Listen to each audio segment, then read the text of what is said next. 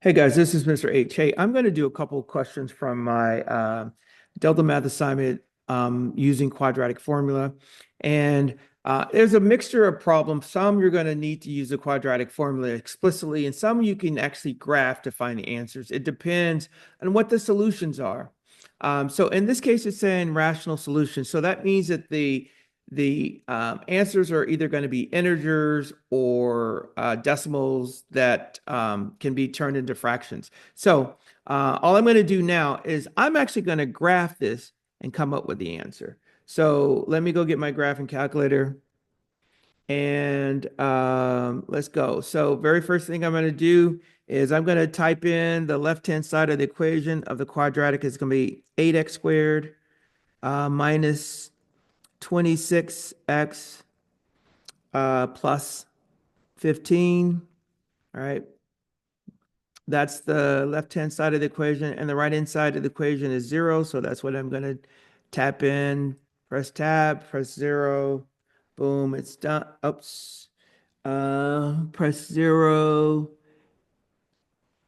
Well, I'm trying to put 0 in there. And then I got it. All right. So now I'm just going to do menu 64, and go here. And there is one of my answers, 75 cents. And then I'm going to go menu 64 again, and then I'm going to get the other one. And that's $2.50. So that's what I'm going to enter in here.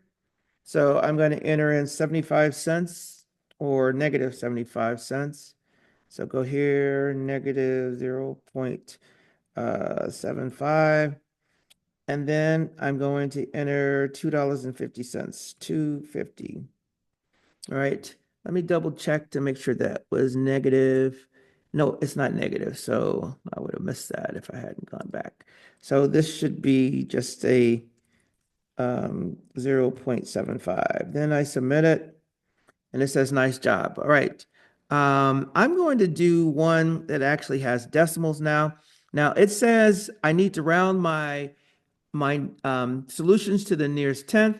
So now, before I go any further, I'm going to come here and I'm going to go to settings and I'm going to change it from float to one decimal place. So I'm going to fix it at 1 and I'm going to press OK. And now I'm going to get rid of this and I'm ready to start again. So I'm going to say, don't save it. All right, so let's go back here. So we have the equation x squared plus 14x minus 37 equals 0. So again, I'm going to graph this. I'm just going to go here and I'm going to put the left-hand side in. So this will be x squared plus 14x minus 37. All right, press enter.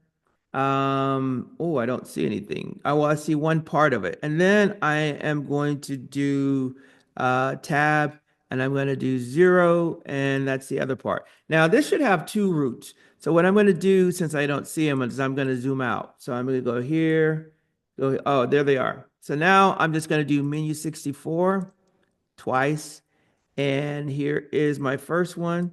So it is a negative 16.3. That's one of my answers. And then I'm going to do menu 64 again. And here is my other answer, 2.3. So I'm going to go to here, and that's what I'm going to enter. One of my answers is a negative 16.3. And then my other answer let me go back and look. My other answer is 2.3. So I'll go here and I will put in 2.3 and then I'll submit it and it says nice. Let me do one more of these. Let's see if it rounds it to anything besides tenths. So everything is being rounded to the tenths place. So I'll do this one. It's x squared plus 4x plus 1 equals 0. So I'm going to go grab my calculator. I'm going to get rid of this one, start over. So I'm going to type in x squared plus 4x plus 1. That's going to be this. And then I'm going to press tab and I'm just going to press 0. Now I'm going to do menu 64. That's going to find the intersections between those two. And here we go. It's a negative 3.7. And then I'm going to do menu 64 again. And I'm going to come here. That should also be negative. And these are both rounded to the tens place, which is what they wanted. So I'm just going to go here now. And I'm going to put in a negative $3.70.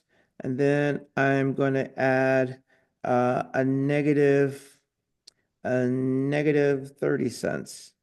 And then, and then I submit and it says, nice job. All right, so that's it.